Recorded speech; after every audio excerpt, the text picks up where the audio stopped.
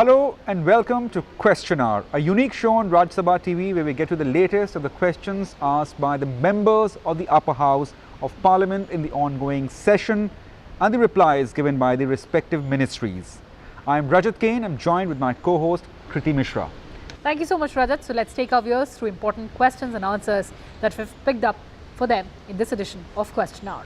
Well, opening the show, the first question was asked by member Sushil Kumar Gupta from Ministry of Finance. The member sought whether the government has proposed any measures whereby Indian economy can be brought back to 7 to 8% growth. In the response, the government says that it has taken several steps in recent years to bolster growth as well as investment. Some of the recent reforms include Insolvency or Bankruptcy Code, which is IBC, to strengthen the financial system, Goods and Services Tax to simplify the indirect tax regime, Make in India program to boost domestic manufacturing capacity, liberalization of foreign direct investment, and also Jan Dhan Aadhaar Mobile or Jan Trinity towards greater transparency, efficiency and financial inclusion. Recently, the corporate tax rate has also been cut to 15% for new domestic manufacturing companies, which is amongst the lowest in the world. In December 2019, the government has announced 103 lakh crore rupees in National Infrastructure Pipeline Program that would significantly boost infrastructure and spur growth impulses in the economy. Union Budget 2020 and 21 has also announced a number of measures to support broad-based and inclusive economic development. These include rationalization of personal income tax rates to support domestic demand, a 16-point action plan for holistic development of the agriculture sector, and also critical measures to boost infrastructure and rural spending as well. Moving on to the next question that has been asked by member CM Ramesh, and this question is to the Ministry of Tourism. And Mr. Ramesh has asked the government whether it has identified iconic tourist sites in India. Replying to the query, the ministry said it has identified 17 sites in the country for development as iconic tourist cities, namely Taj Mahal in Fatehpur Sikri in UP, Ajanta and Ellora in Maharashtra, Humayun's tomb, Red Fort and Qutub Minar in Delhi, Kolwa in Goa, Amer Fort in Rajasthan, Somnath and Dholavira in Gujarat, Khajuraho in Madhya Pradesh, Hampi in Karnataka, Mahabalipuram in Tamil Nadu, Kaziranga in Assam, Kumarakom in Kerala and Mahabodhi Temple in Bihar. The ministry shall be developing the above sites in holistic manner with focus on issues concerning connectivity to destination, better facilities, experience for tourists at the site, skill development, involvement of local community, promotion and branding, and by bringing private investment. The ministry has requested the Ministry of Finance for holding the Expenditure Finance Committee meeting for approving the scheme. Work on the development of sites will commence after completion of all procedures and formalities. Moving on to next question that was asked by member Ambika Soni from Ministry of Health and Family Welfare. The member asked whether the government has finalized the guidelines for sale and distribution of drugs through e-pharmacies.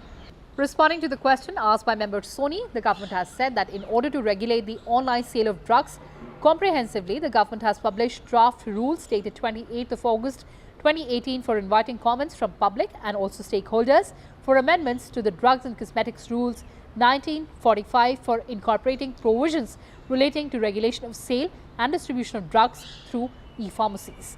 The draft rules contain provisions for registration of e-pharmacy, periodic inspection of e-pharmacy, procedure for distribution or sale of drugs through e-pharmacy, prohibition of advertisement of drugs through e-pharmacy, complaint redressal mechanism, and also monitoring of e-pharmacies. Let's move on to the next question that has been asked by member Sanjay Raut, and this question is to the Ministry of Health and Family Welfare. And Mr. Raut has asked whether any specific research has been conducted that reveals that continuous usage of salt sold by premium brands can have an adverse impact on human health, and using regular iodized salt are more at risk of high blood pressure, leading to various kinds of life-threatening diseases. In a response, the ministry said that no such research has been undertaken by research bodies like Indian Council of Medical Research and Department of Science and Technology. However, elevated sodium intake is associated with diseases such as hypertension, cardiovascular disease and stroke. The World Health Organization also recommends a reduction in sodium intake to reduce blood pressure. The Food Safety and Standard Authority of India as regulatory body prescribes permissible limit of substances in common salt and iodized salt. Moving on to last question of this edition of the questionnaire that was asked by member Birendra Prasad Baishya from Ministry of Culture. The member asked about number of cultural heritage centres and other places of heritage importance identified in various states, especially in the northeastern states. In the response, the government says that there is no provision under the Ancient Monuments and Archaeological Sites and Remains Act 1958 and Rules 1959 to declare or recognize cultural heritage centres. However, as per Section 4 of the Ancient Monuments and Archaeological Sites and Remains Act 1958, ancient monuments or archaeological sites and remains, as the case may be, which are of historical, archaeological or artistic interest and have been in existence for not less than 100 years may be declared by the central government as of national importance. At present, 3,691 monuments or sites have been declared of national importance in the country.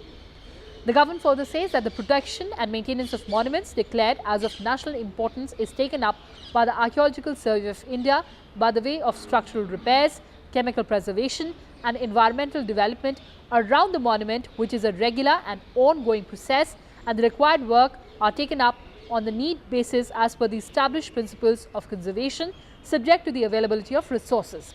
In addition, creating of tourist-related amenities, which include drinking water, toilet blocks, facilities for Divyangjan, pathways, cultural notice boards, signages, vehicle parking and also cloakrooms at the centrally protected monuments or sites are also the regular activities which the ASI undertakes as per the need and also availability of resources.